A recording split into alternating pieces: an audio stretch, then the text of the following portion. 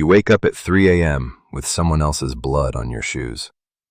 You don't call the police. You don't call your mother. You call the number you were given on your first day, and you say 4 words. It has been handled. That's the Yakuza. Not the movies, not the tattoos. A machine, 9 levels deep. And every level costs you something you're never getting back. Today you're climbing all of them. From the kid scrubbing toilets at dawn to the man who decides who eats and who disappears.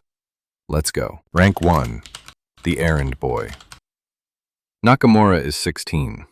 It's 4:58 a.m., and he's outside in the November cold, polishing a Mercedes that was already washed yesterday. He's not doing it because it's dirty. He's doing it because Tanaka-san will walk out at 6:15, drag one finger across the hood, and if there's a single streak, he won't say a word. He'll just look at him. That look is the whole punishment.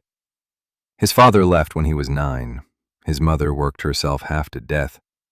The neighborhood had older men with good cars and steady eyes, and one of them started being kind to Nakamura in a way that came with no visible price tag. Then slowly, the price tag appeared. He makes nothing, sleeps in a room with 3 other boys. The ceiling leaks. 5:07 a.m. He can see his face in the hood now.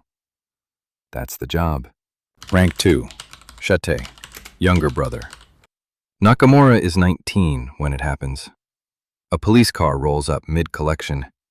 The senior member beside him goes completely still and says, without looking over, "You were never here." Then he walks toward the officers. Nakamura walks the other way. Not running. The fastest he's ever moved without running. He never looks back. He never says a word to anyone. 3 weeks later, in a back room above a dry cleaning shop, 2 men pour sake into a shared cup. An elder says words Nakamura has never heard spoken out loud before. Family, loyalty, blood. They sound different in that room than they would anywhere else. His job now is the street. Collections twice a week. If someone's short, he doesn't raise his voice. He sits across from them and says, "Next week, we make this right." Yes? Nobody has said no. He makes $1,400 a month, pays $300 back to the organization just to stay in it, sends $200 to his mother without explaining where it came from. She doesn't ask. Rank 3. Shatigashira, younger brother. Leader Nakamura is 24, and he just did 11 hours in an interrogation room. Good detective, no screaming. The good ones never scream. Just coffee and long silences that were designed to feel like invitations. Help me understand how a smart guy ends up here. Nakamura found a crack in the paint behind the detective's head and put his mind there, and didn't move it. He walked out at 9 p.m. No charges. On the street, a car pulled up. A senior member he'd never personally spoken to looked at him for a long moment, nodded once, and drove away. That was the promotion. Now he has his own crew, counts envelopes at his kitchen table every Thursday. He hears himself teaching the younger guys, "Keep your voice down, silence beats a threat every time," and realizes he's repeating things said to him by men he hasn't seen in years. He's 30. Real apartment, real suits. He goes to his mother's for dinner once a month. She says he looks tired. He says a little.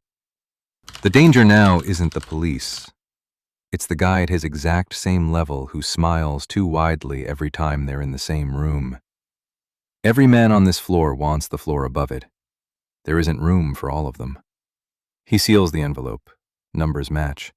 Wakes up at 4 a.m. anyway. Rank 4. Wakagashira, the underboss's right hand. Nakamura is 38, and he hasn't been near a crime scene in 4 years. There was a rival operation in Namba. He didn't send anyone with weapons. He bought their building's debt through a company 6 layers from his name, cut off their vendor supply, filed 3 legitimate complaints that buried them in paperwork for 60 days. Then he had lunch with their leader, sea bream, cold sake. He explained, calmly, like a man discussing weather. that the numbers didn't make sense for independent operation anymore. The man joined the following week. Most of them join. Last Tuesday, the underboss had him to dinner. Different restaurant. Underboss's driver. Unusually warm the whole evening. "You have a real mind for this, Nakamura-san." He smiled, ate every course, laughed at the right moments. In the car, home alone, he sat completely still. When the man above you starts calling you exceptional, that's when you start watching every door. Rank 5. Kumicho Hisho, the boss's secretary. Nakamura is 43, and he knows 3 things that could bury the entire organization. Not metaphorically. 3 decisions, 3 specific nights. He was in the room. He drafted the documents. He watched 2 of them burn. He and the boss are the only people alive who hold the full sequence. He hasn't been on a date in 6 years. His apartment was arranged for him. There's a car downstairs belonging to a company he's never visited. He has more real influence than men who outrank him on every visible chart. And he is completely invisible in every room. That invisibility is the only reason he's still breathing.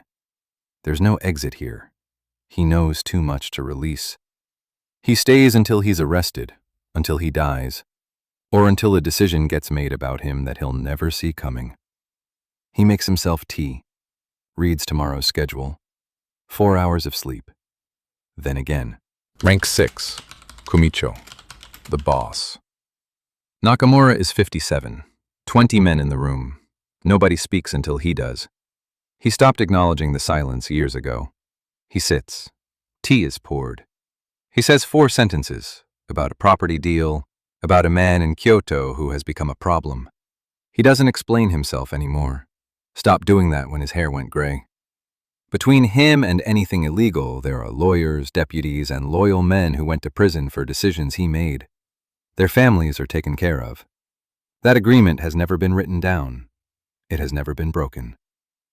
At night, he stands at the window with a scotch. He used to walk to the convenience store. He used to drive himself places. He used to sit at a ramen counter and nobody in the restaurant would go quiet. His most trusted man, 25 years between them, he trusts about 70%. He's thought about that number a lot. He finishes the scotch, doesn't pour another. The boy who polished that car in the dark is gone.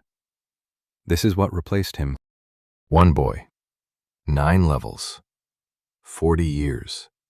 Nakamura started with a bucket, a chamois cloth, and a ceiling that leaked when it rained. He ended up in a room that goes silent when he enters. There's a reason the missing pinky is the symbol everyone knows.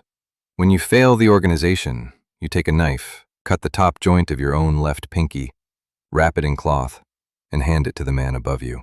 Not a punishment they give you, something you do to yourself. That's what the whole climb actually is. Every rank, you're cutting something off and handing it up. The sleep, the trust, the option to walk away. By the time you reach the top, the suits are perfect, the room goes quiet, and 20 men wait on your every word. But the boy who started this has been gone for a long, long time, and nobody mourned him.